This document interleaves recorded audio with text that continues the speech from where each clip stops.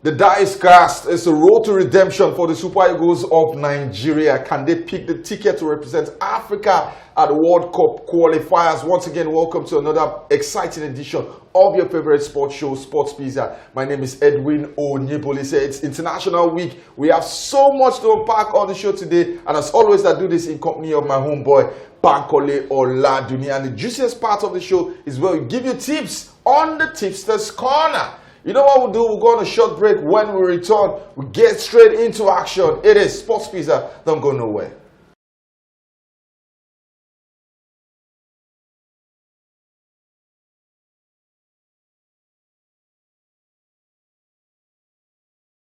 Welcome back to the show. Edwin on set alongside Bankole Oladuni. Banky, what's up? How you doing? Edwin, it's good to be here once again. Yeah. It's International Week where we'll be looking at the Super Eagles of Nigeria try, to qualify for the World Cup. We missed the last edition, so I'm sure every Nigerian would have our backside on the edge of our seats, for majority of this phase of the qualifier. So, but it's going to be an interesting week. You also have European qualifiers, going on. You also have the intercontinental, qualifiers also going on. But hopefully, the Super Eagles of Nigeria will be in USA. All right, let's get straight into action. Banky, the Super Eagles of Nigeria, the guys invited are familiar faces. What are your expectations?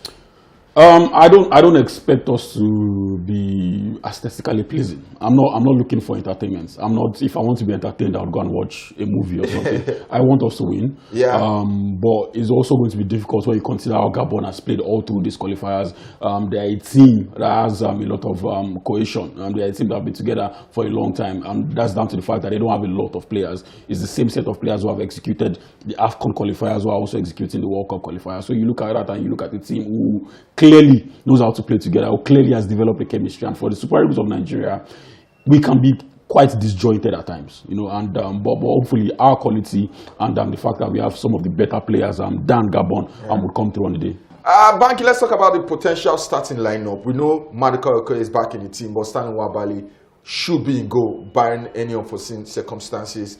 The back line, now that's the question. Do you go with the experience of Troost Ekong or the youthfulness of Benjamin Fredericks? I think I will stick with the backline that executed the last qualifiers. I think we've longed for a bit of continuity for a very long time. So you have a Benjamin Frederick who played as a fullback in the last qualifiers. You also have Shemi Ajayi and Calvin Bassey with if Olajuwon is fit, which I doubt. So you have Ezeudu Sanusi on the flanks again. So I think we should maintain that back four. We should at least create some of synergy from that previous qualifiers down to this one. So I won't have a problem if Troost Ekong doesn't start. But even if he starts, I would expect him to also deliver on the day. He's one of our better defenders, one of our experienced. He has been there for a very long time, over a decade, or a decade of appearance for the Super Eagles of Nigeria. So I don't think either way would have a problem. Maduka Okoye or Stanley Nwabali? Stanley Nwabali. Like I said, I'm always going to go on the side of continuity. Stanley Nwabali has been there since the AFCON. He has been there all through the qualifiers. So it will be quite impulsive, to use that word, from the manager to replace him all of a sudden, at this crucial stage of the qualifiers. So I think it should still be Nwabali, even though I think he's not significantly better than Maduka Okoye. Maduka Okoye in the Serie A has gradually improved, on his game. I've seen him a couple of times with Udinese, even before, the ban. I don't think Nwabali, is clearly better than him. But for the sake of continuity, for the sake of the fact that he has built some sort of chemistry with the defense, he knows how to mash out the defense. So I will still stick with Nwabali. Banky, it gets interesting when we move from defense to midfield. I think the attack will kind of sort itself out. Victor Osimhen alongside Ademola Lookman, then either Samuel Chukwueze or Moses Simon. That's if he goes with a 4-3-3 system. If he goes with a 4-4-2 system, who do you think should pair Alex Iwobi in midfield? I know it is outlandish to suggest that Wilfred Ndidi drops to the bench. There's a certain Raphael Onyedika who has a different skill set to our midfield qualities right now. You watch him for Club Brugge, he can act as a breaker, he can also act as a facilitator. What do you think? Where does he have a place in the starting 11 for the Super Eagles? It should, and it's down to the fact that the quality of our midfield is down to zero, and no disrespect to Wilfred Ndidi and Alex Iwobi. I think you look at our midfield and you look at the bodies we have at the moment. I think it should be, at least being closer to a place in the starting 11. Although I don't necessarily agree that Ndidi should be dropped. I think they are two different players. I think what Ndidi offers is significantly different, from what Onyedika offers. Ndidi also comes with a bit of experience, a bit of leadership, and with the fact that he covers a lot of ground, for the Super Eagles defensively. At some point, he was one of the best, defensive midfielders in Africa, and I still think he has that quality, even though he's not, highly rated as he used to be. Yeah. But for Onyedika, I think he can be paired, alongside Ndidi with Alex Iwobi. That's if we are going, for a 4-3-3. I think a midfield of Ndidi, Onyedika, and Iwobi is perfect. I'm not sold on Onyeka. Frank Onyeka, I think he plays in a certain type of way that does not ensure that we have a lot of attacking sequences going forward. Is quite limited. If we are on the back foot, or if we are in the lead and we're trying to consolidate on the lead, then Frank Onyeka can come in. But if you want to control a game, if you want to be in charge, if you want to have the attacking impetus, you should have Ndidi, Onyedika, and Alex Iwobi in your midfield. Not to put the cart before the horse. Looking forward to our potential finalists. It is either Cameroon or DR Congo. Who would you prefer the Super Eagles face? Cameroon. I don't think we can match DR Congo physically. They are the most physical team in Africa at the moment. They also have a very, like I said, it's the same thing for Gabon. A lot of African teams have a very strong core of players in their team. You have Masuaku from West Ham. You have Misa, and will be missing that due to injury. But they still have a strong core, of players with experience and ability, who can go toe to toe with any team across the continent. I think I would prefer Cameroon. Cameroon, I think they've been watered down, in recent years. You have, just like Nigerian, imports, of foreign players, players who change nationality just to play, for Cameroon. The likes of Brian Mbeumo, the likes of Onana. These are guys who are not necessarily Africans, but they switch nationality because they couldn't get into the European team. So I think like Cameroon, it would be quite easier for us to navigate than DR Congo. They are way too physical. Finally, on the issue of match officials, it's on record that a South African minister said he doesn't want Nigeria to qualify for the World Cup. Maybe it was humor, whatever it is.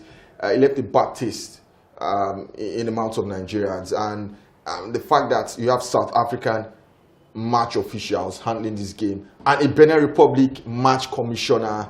Do you think there's conflict of interest here? No, I don't think so.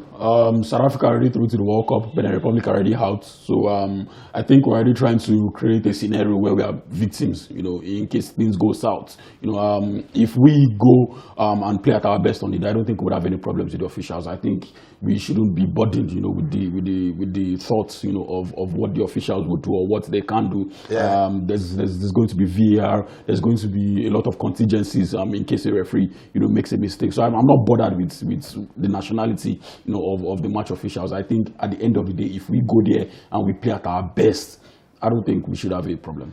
Is your heart racing? Is it pounding? The Super Eagles of Nigeria take on Gabon, and if they prevail against Gabon, they'll face either of Cameroon or DR Congo. Fingers crossed. But what we know is that we're all out here supporting the Super Eagles of Nigeria. Let's go on a break. When we return, there's so much more on the show.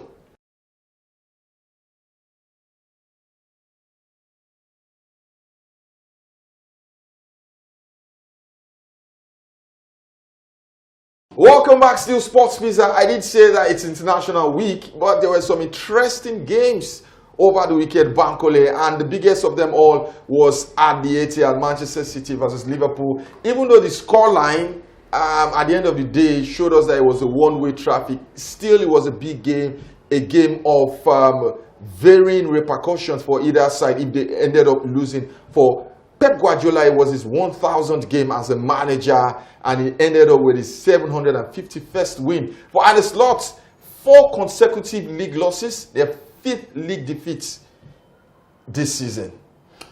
Well, so for Arne Slot, I think it's a problem of a series of decisions that has been made for him that has led him to the point where he has to decide between his best 11 or his 11 best. You can have 11 players who down to profile, down to reputation, down to precedence, can be good, but in current form are not giving you the best. But because of that, you still have to play them. Maybe because of their price tag, like I said, because of their reputation in the case of Salah. But you have also an 11, your best 11, where if they play together, you would have a semblance of a team. And I think he's conflicted on that. You look at Florian Wirtz, you look at Mo Salah. These are guys that shouldn't be starting at the moment. These are guys that should have taken out of the starting 11 and maybe replaced them. Yes, in terms of quality of personnel, there might be a dip, but it might actually improve the team. You know, I look at Szoboszlai and I absolutely believe he should be played in number 10 position. He was doing everything aside from being on the ball. He was running too much for someone who is arguably one of their most technically gifted players. He was doing too much. He's not a water carrier. If he had as much influence or if he had as much touches on the ball as Florian Wirtz, I don't think they would lose 3-0. I think they would at least have mustered a goal. The only time he was the one who had their first shot on goal in the 73rd minute. That shows you how bad they've been. He's not platforming the players who are in the position to help him win. He's platforming the players who are having a bad run of games. Like I said, and he's forced to play them because of the price tag. Yes, that's exactly what I'm saying. He has been put in a position where he has to play his 11 best. It does not necessarily have to be, you know, the likes of Florian Wirtz, the likes of Mo Salah. At some points, we've seen him drop Ekitike to accommodate Isak. So these are the things that he has been forced to do because of the decisions that have been made for him in the summer transfer window. So I think I'm sympathetic to him. But if you have a team who have broken the British transfer record twice and have gotten worse, yes, the criticisms are valid. For Manchester City, 4 points behind Arsenal going into the international break. In 2 of the last 3 seasons, they hunted down Arsenal to win the league titles. Do you think that could play out this season? Absolutely.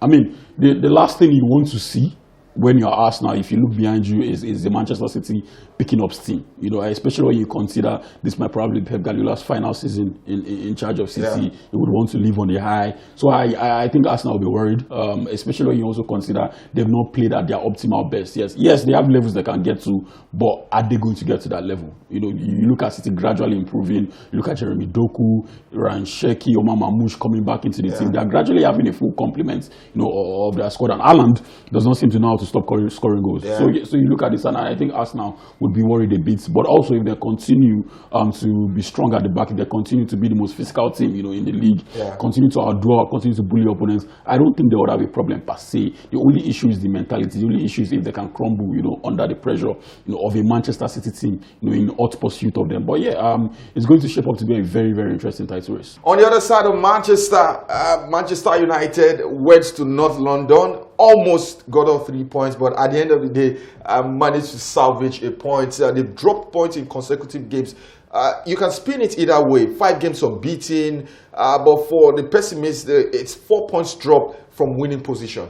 This is the worst football match I've seen since the Europa League final. You know, it is a game where the two teams looked uninterested. Ironically, it was both teams. Yeah, exactly. Two teams looked uninterested. They looked like they played in slow motion. Tottenham were bereft of ideas going forward, especially when you consider how much they spent, you know, on Xavi Simons. Kolo Muani loan deal was also very expensive. Richarlison also started that game, and they looked like they had no idea on how to score a goal. You know, I've heard a lot of talk about Thomas Frank, how good of a manager he is, but he seems to be struggling with that step up. He seems to be struggling with that, you know, maybe it's not suited for the top side. I think it's a mixture of a Spurs problem and a Thomas Frank problem. I don't think it's necessarily all about the manager. I think some of the players that we are seeing at Spurs are just not good enough. Some of them are just not cut for it at this level in the Premier League. So, but for United, it should be half glass full. This is a team who have rolled back, you know, from problems, you know, in consecutive games against Forest, a late strike from Amad Diallo now against Spurs. Matthias De Ligt, you know, also scored. And you look at how they nullified Tottenham to a long stretch. It felt like they were very comfortable defensively. That is not something you usually say, you know, for United. So I think Amorim can take positives from this game, if only, you know, you can just like ensure that you maintain concentration for at least, you know, a large portion, you know, of the game. So yeah, I don't necessarily think he will be panicking. I think this is a platform where he can improve United going forward. What's up with Napoli? 3 games without scoring in all competition. Yeah, Antonio Conte is spiraling. You look at all of that, and you look at some of the injuries. Yeah. I can't help but to talk about that. The injuries to Kevin De Bruyne, ever since he got injured, since when they've had this slump, you know, in front of goal. Lorenzo Luca has not been hit. That guy, I don't know. Yeah, Rasmus Højlund also has picked up an injury. You look at all of that, and I think it is quite telling, you know, on Antonio Conte and Napoli team. I think if these guys come back, it might be too late, you know, for the title, but I also think it will also improve the team. And a lot of you might have noticed I have a patchy voice. It was down to Milan's game. You look at that game, and from 2 goals up, just silly mistakes, you know, silly individual errors from Fofana and Estupinian. These are guys who you would expect to do better, you know, from an Allegri team. You'd expect a much more better defensive shape, but somehow managed to relinquish their lead on the top of the And finally, from this segment, it is Spain. Barcelona cuts the gap from 5 to 3 points right now. Solid one against Celta Vigo. For Real Madrid, no Mbappe, no show. That seems to be the theme this season. Yeah, it is. It is. I was very disappointed in Jude Bellingham and Vinicius Junior, especially for Jude Bellingham. I think whenever he has been charged to play deep for Madrid, he hasn't exactly played at his best, and which is straight for someone who played deeper, you know, both for Birmingham City and also for Borussia Dortmund. But ever since he got to Madrid, he has been tasked to play as the role of a proper midfielder. He has failed to deliver. So for Vinicius Junior, it's nothing new. Last season we saw that deep, and apparently the deep has also continued into this season. But for Kylian Mbappe, he had not necessarily a bad game, but whenever he doesn't get a chance to score, Real Madrid struggles in front of goal. Yeah, but this is a league title that might also be decided, you know, on the second leg of the Clásico. I don't think both Real Madrid or Barcelona will be too forced, you know, about dropping points at this point. All right, that's the much we can take on this segment. Let's go on a break. We'll give you a video for the week. When we return, we'll wrap up the show with the Tipsters Corner.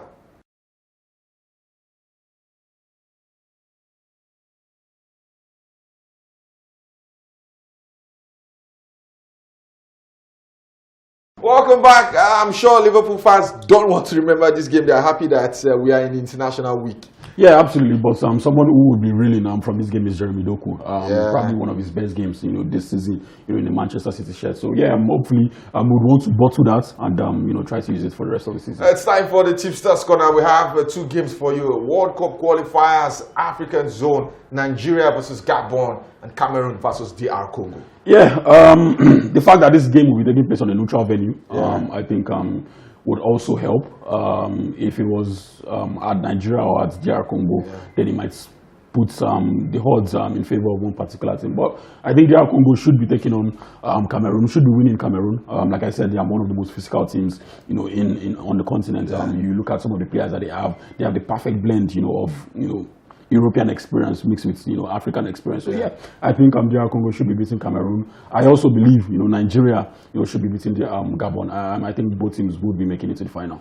There you have it. Remember, Sports Pizza is not responsible for any bet loss. You have to be 18 years and above and bet responsibly. We only give you expert analysis on the likely outcome of this game. And this is where we wrap up today's show. I'm sure you had so much fun with us. The Super Eagles of Nigeria, we are rooting behind you. Please go out there and make us proud. Banky, always a pleasure having you. Yeah, it's always good to be here. It's always good to be here. Hopefully, by the time we return next week, we will be talking about the Super Eagles of Nigeria clinching a place, you know, at least in the next stage, you know, before World Cup qualifiers. From me to our audience, have yourself a lovely, lovely weekend. Do have a sporting weekend. God bless you.